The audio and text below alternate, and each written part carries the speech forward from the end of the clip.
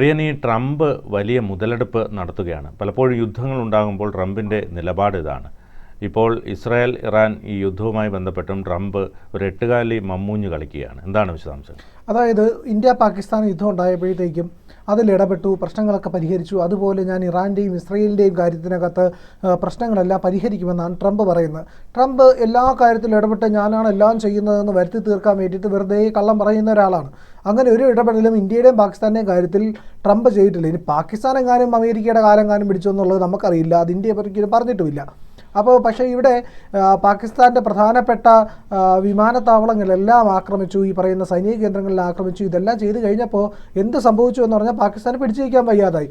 അങ്ങനെ അവരുടെ director general of military, അതിൻ്റെ ആർമിയുടെയൊക്കെ ഡയറക്ടർ ജനറൽമാരും അവരൊക്കെയാണ് വിളിച്ചിട്ട് ഇന്ത്യയോട് സംസാരിച്ചിട്ട് ഈ കാര്യങ്ങളിൽ അഭ്യർത്ഥിക്കുന്നത് വെടിനിർത്തലിലേക്ക് പോകണമെന്നുള്ളത്. അങ്ങനെയാണ് ഇന്ത്യ വെടിനിർത്തുന്നത്. അല്ലാതെ ഇന്ത്യ ഈ കാര്യത്തിനകത്ത് മറ്റൊരു മൂന്നാം കക്ഷിയുടെയും ഇടപെടൽ അംഗീകരിച്ചിട്ടില്ല. അതൊരിക്കലും ഇന്ത്യ അംഗീകരിക്കുകയില്ല. അത് ഇന്ത്യ പറഞ്ഞിട്ടുണ്ട്, വ്യക്തമാക്കിയിട്ടുണ്ട്. ട്രംപ് ഇങ്ങനെ ഇടപെട്ടിട്ടില്ല, ഞങ്ങളുടെ യാതൊരു കാര്യവും സംസാരിച്ചിട്ടില്ല എന്നുള്ളത് പറഞ്ഞു. അത് ട്രംപ് തന്നെ ഒരിക്കൽ തിരുത്തിയിട്ടുമുണ്ട്. അതായത് ഞാൻ ഇന്ത്യയുടെ കാര്യത്തിൽ ഇടപെട്ടിട്ടൊന്നുമില്ല, അത് അല്ലാതെ തന്നെയാണ് അവർ തമ്മിലാണ് യുദ്ധം തീർത്തത്, ബൈലാറ്ററൽ ഇഷ്യൂ ആണ് എന്നുള്ളത് ട്രംപ് പറഞ്ഞിരുന്നു. പക്ഷേ ഇവിടെ ട്രംപിൻ്റെ ഉദ്ദേശം വേറെയാണ്. എന്തിനു വേണ്ടിയിട്ടെന്ന് പറഞ്ഞു കഴിഞ്ഞാൽ ട്രംപ് ഒരു നോബൽ സമ്മാനം ലക്ഷ്യം വെക്കുന്നുണ്ട്, സമാധാനത്തിനുള്ള നോബൽ സമ്മാനം. അത് ലോക സമാധാനം കൊണ്ടുവരുന്ന ഞാനാണ് എന്ന് പറയാൻ വേണ്ടിയിട്ടാണ്. എത്തിയോപ്യയും ഈ പറയുന്ന ഈജിപ്തും തമ്മിലുള്ള നദീജല തർക്കത്തെ തുടർന്ന് അവിടെ ഒരു ടെൻഷൻ രൂപീകരിച്ചിട്ടുണ്ടായിരുന്നു. ഒരു രൂപം കൊണ്ടുവന്ന ഒരു ജിയോ പൊളിറ്റിക്കൽ ഇഷ്യൂവിൻ്റെ പേരിൽ ഉണ്ടാകുന്ന പ്രശ്നമാണ്. ആ പ്രശ്നത്തിലും ഞാനാണ് ഇടപെട്ടതെന്നാണ് ട്രംപ് പറയുന്നത്. അതും അവർ ബൈലാറ്ററലായിട്ട് തീർത്തതായിട്ടാണ് പലപ്പോഴും നമുക്കറിയാൻ കഴിയുന്നത്. ഇത് ഈ ട്രൂത്ത് സോഷ്യൽ എന്ന് പറയുന്ന ട്രംപിൻ്റെ ഇതിൽ ഈ പറയുന്ന സോഷ്യൽ മീഡിയയിലാണ് ഈ കാര്യങ്ങളെല്ലാം ട്രംപ് എഴുതാറുള്ളത്. ബൈഡനെ വലിയ മണ്ടത്തരങ്ങളൊക്കെ കാണിച്ച ആളാണെന്നും ട്രംപ് പറയുന്നുണ്ട്. ഈ പശ്ചിമേഷ്യ പുകഞ്ഞുകൊണ്ടിരിക്കുകയാണ്, അതിൻ്റെ പശ്ചാത്തലത്തിലാണ് ഞാനിത് പറയുന്നതെന്നൊക്കെയാണ് ട്രംപ് പറയുന്നത്. ഈ പറയുന്ന ആരോപണങ്ങളെല്ലാം തന്നെ തനിക്ക് ഗുണം ചെയ്യുമെന്നുള്ള രീതിയിലാണ് ട്രംപിൻ്റെ വിലയിരുത്തൽ. അതായത് ആരെങ്കിലും ചീത്ത വിളിച്ചാൽ തന്നെ തനിക്കാണ് അതിൻ്റെ മെച്ചം എന്നാണ് ട്രംപ് പറയുന്നത്. അതായത് ഇറാനും ഇസ്രയേലും തമ്മിൽ ഒരു ഡീൽ ഉണ്ടാക്കേണ്ടതുണ്ട്. ഞാൻ ഇന്ത്യക്കും പാകിസ്ഥാനും ഇതുപോലെ ഉണ്ടാക്കിയതുപോലെ ആകും അതും. അന്ന് യു എസുമായി വ്യാപാരത്തിനായിരുന്നു അതിന് കാരണം. അതായത് ഇന്ത്യയും യു എസും തമ്മിലൊരു വ്യാപാര കരാറുണ്ട്, അതിന് വേണ്ടിയിട്ടായിരുന്നു ഈ പറയുന്ന അമേരിക്ക ഇടപെട്ടത് എന്നാണ് ട്രംപ് പറയുന്നത്. ട്രംപിന് അമേരിക്കയിൽ പിടിച്ചു നിൽക്കണമെങ്കിൽ അവിടുത്തെ സാമ്പത്തിക അവസ്ഥ മെച്ചപ്പെടുത്തണം, അവിടുത്തെ രാജ്യത്തിലേക്ക് ആൾക്കാർക്ക് വേണ്ടിയിട്ടുള്ള ക്ഷേമങ്ങൾ ഉറപ്പുവരുത്തണം. അതിന് ഇൻറ്റേർണലായിട്ട് കളിക്കേണ്ട കുറേ കാര്യങ്ങളുണ്ട്. ആ കാര്യങ്ങൾക്ക് വേണ്ടിയിട്ടാണ് ട്രംപ് ഈ പറയുന്ന ഉഡായിപ്പെല്ലാം മറ്റ് രാജ്യങ്ങളുടെ മേലെ കെട്ടിവെച്ച് ഇറങ്ങുന്നത്. തൻ്റെ ആദ്യ ഭരണകാലത്ത് സെർബിയയും കൊസോവയും തമ്മിലുണ്ടായിരുന്ന ഒരു തർക്കമുണ്ടായിരുന്നു. അത് പതിറ്റാണ്ടുകളായിട്ട് പോകുന്ന ഒരു ഇഷ്യൂ ആണ്.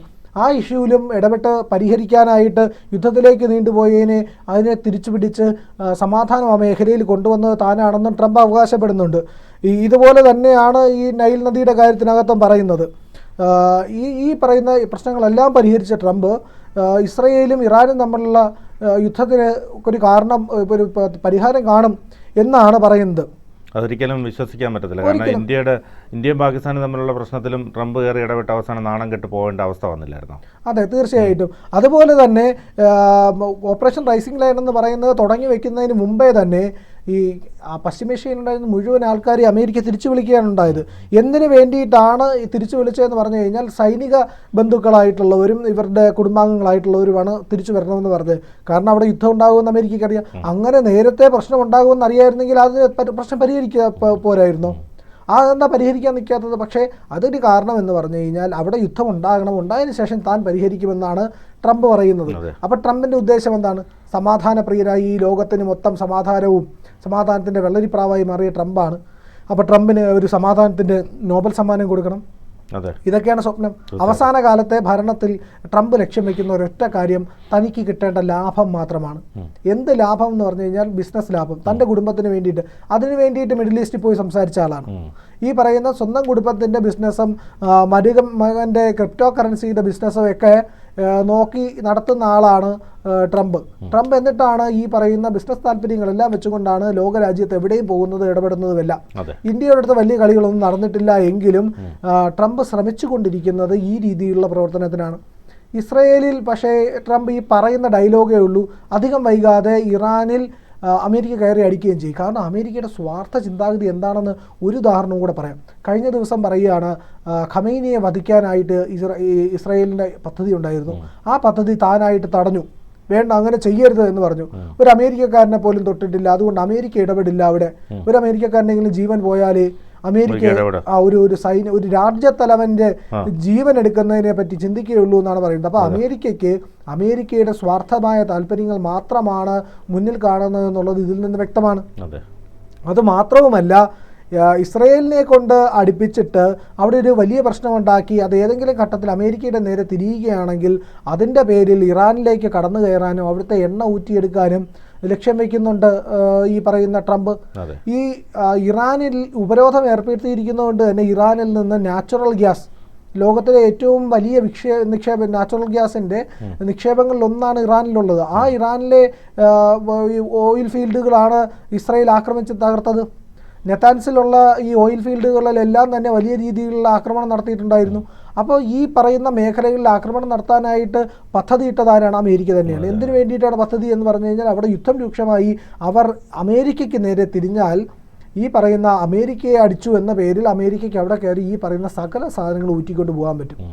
അവരതിനു വേണ്ടിയിട്ടാണ് ലക്ഷ്യം വെക്കുന്നത് എന്നുള്ളത് ഏറ്റവും സിമ്പിളായിട്ടുള്ള കാര്യമാണ്. അതാണ് യഥാർത്ഥത്തിൽ ലോജിക്കലി നമുക്ക് മനസ്സിലാക്കാൻ കഴിയുന്നത്. പക്ഷേ ഇവിടെ എട്ടുകാലി മമ്മൂഞ്ഞ് കളിക്കുകയാണ് അമേരിക്ക ചെയ്യുന്നത്.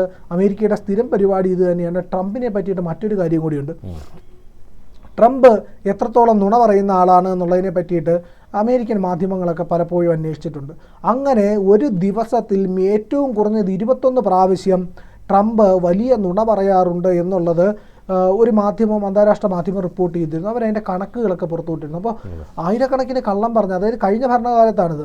അപ്പോൾ ഇപ്പോഴും ഇതേ രീതിയിലുള്ള കള്ളത്തരങ്ങളും വിടുവായത്തരങ്ങളും ഒക്കെയാണ് ട്രംപ് പറയാറുള്ളത് എന്നുള്ളതിൽ യാതൊരു സംശയമില്ല. സൗത്ത് ആഫ്രിക്കൻ പ്രസിഡന്റ് അമേരിക്കയിൽ വന്നിരുന്നപ്പോൾ എങ്ങനെയാണ് ട്രംപ് പെരുമാറിയതെന്ന് നമുക്കറിയാം. അദ്ദേഹത്തിനെതിരെ ആരോപണങ്ങൾ ഉന്നയിക്കുകയും അദ്ദേഹത്തിനെ പറ്റിയിട്ട്, അദ്ദേഹത്തിൻ്റെ രാജ്യത്തെ പറ്റിയിട്ട് കുറ്റപ്പെടുത്തൽ നടത്തുകയും അവിടെ വെള്ളക്കാരെ കൂട്ടക്കുത്തി ചെയ്യുന്നു എന്നുള്ള നുണക്കഥകളൊക്കെ പറയുകയൊക്കെ ചെയ്ത ആളാണ് ട്രംപ്. അതുപോലെ തന്നെ ഉക്രൈൻ്റെ പ്രസിഡന്റ് വ്ളാഡിമിർ സെലൻസ്കി അമേരിക്കയിൽ വന്നപ്പോഴത്തേക്കും എന്ത് വേഷമാണിതെന്നൊക്കെ ചോദിക്കുക, അപമാനിക്കുകയൊക്കെ ചെയ്ത ആളാണ് ട്രംപ്. സൈനിക വേഷത്തിലാണല്ലോ സെലൻസ്കി നടക്കുന്നത്, കാരണം അവിടെ യുദ്ധം നടക്കുകയാണ്. അതുകൊണ്ട് തന്നെ ഒരു ഒലീവ് ഗ്രീൻ ടീഷർട്ടും ഒരു ഈ പറയുന്ന ഒരു ആർമി ക്യാമഫ്ലോഗിൻ്റെ ഒരു തരത്തിലുള്ള ഒരു പാൻസും ഒക്കെയാണ് ഇടുന്നത്. അപ്പോൾ അങ്ങനെ ഇട്ടാണ് സെലൻസ്കി വന്നത്. അതുകൊണ്ട് സെലൻസ്കി അവരുടെ അപമാനിച്ചാണ് ട്രംപ് സംസാരിച്ചത്. പക്ഷേ സെലൻസ്കി തിരിച്ചൊക്കെ പറഞ്ഞിട്ട് പോയി. പക്ഷേ ഇത് മറ്റേതെങ്കിലും ഒരു ശക്തമായിട്ടുള്ള ഒരു രാജ്യത്തിനടുത്ത് പറയൂ, ഇപ്പോൾ ഷീ ജിൻപിങ്ങിൻ്റെ അടുത്തോ ഇല്ലെങ്കിൽ ഈ പറയുന്ന പുട്ടിൻ്റെ അടുത്തോ ഇല്ലെങ്കിൽ ഇന്ത്യൻ പ്രധാനമന്ത്രി നരേന്ദ്രമോദി അടുത്തൊക്കെ പറഞ്ഞു കഴിഞ്ഞാൽ മോദി അപ്പം തന്നെ അന്ന് തന്നെ പണി കിട്ടിയത് ഓർമ്മയില്ല. അന്ന് ഈ ഒരു ചായ കുടിച്ചാൽ തീരാവുന്ന പ്രശ്നമേ ഉള്ളൂ എന്നാണ് അന്ന് ട്രംപ് പറഞ്ഞത്. ഇന്ത്യയും പാകിസ്ഥാനും തമ്മിലുള്ള വിഷയം അത് പക്ഷേ അവസാനം കണ്ടം വഴി ഓടേണ്ടി വന്നില്ലേ? അതെ, തീർച്ചയായിട്ടും. അപ്പോൾ ഇത്തരത്തിൽ വെറും വിടുവായത്തരം പറയുന്ന ട്രംപിൻ്റെ മറ്റൊരു നീക്കമാണ് ഇപ്പോൾ നടക്കുന്നതെന്ന് ഈ കാര്യങ്ങളിൽ നിന്നെല്ലാം വ്യക്തമാണ്. കൂടുതൽ വാർത്തകളും വിശേഷങ്ങളും നിങ്ങളിലേക്ക് എത്താൻ ABC മലയാളം സബ്സ്ക്രൈബ് ചെയ്യുക, ബെൽ ബട്ടണും അമർത്തുക.